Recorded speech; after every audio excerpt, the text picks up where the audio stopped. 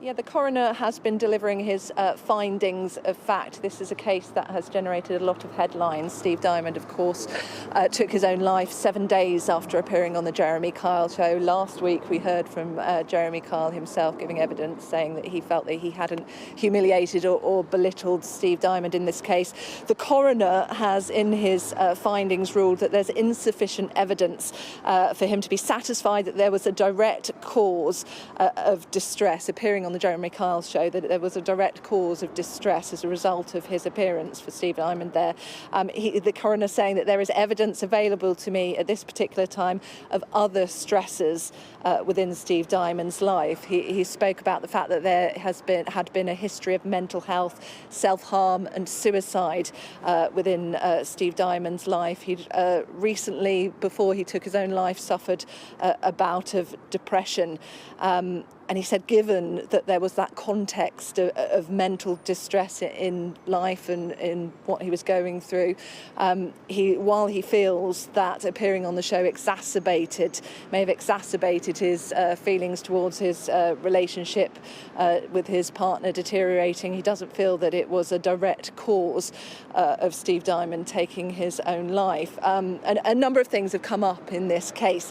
A GP letter that was written by Steve Dymond's doctor, which enabled him to appear on the Jeremy Kyle show. The coroner has, in his findings, spoken about the fact that it wasn't clear when Steve Dymond approached his doctor that what the purpose of that letter was for. Steve Dymond hadn't been upfront and said that he was going to send that to the Jeremy Kyle show.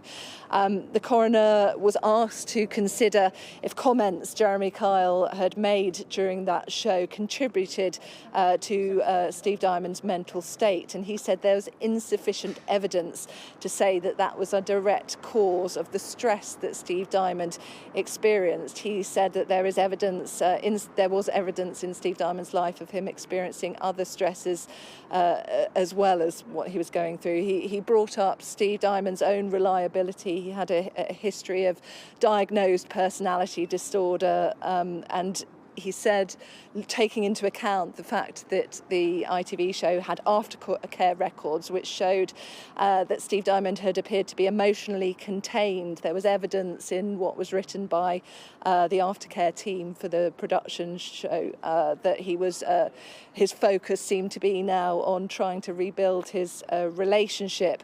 But yes, this coroner's verdict basically finding that the show itself wasn't a direct contributor in the death of Steve Dymond. We are expecting to hear this afternoon from both ITV and Jeremy Kyle himself, who we're told both intend to issue statements in response. But certainly this is the coroner's finding in itself.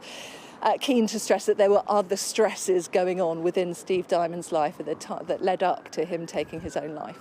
Yeah, and as you point out, there, Katie, the coroner, saying there's no causal link between Mr. Dymond appearing on that show and him taking his own life. But it's worth, of course, taking our viewers back to 2019 when this happened. After that incident, after what happened with Mr. Dymond, the Jeremy Kyle show was taken off air.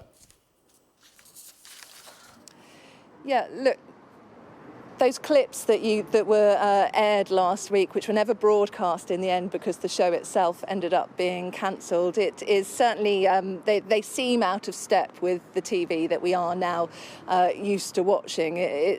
Within a short space of time, really, that show has incredibly dated and doesn't seem like something you would see broadcast now.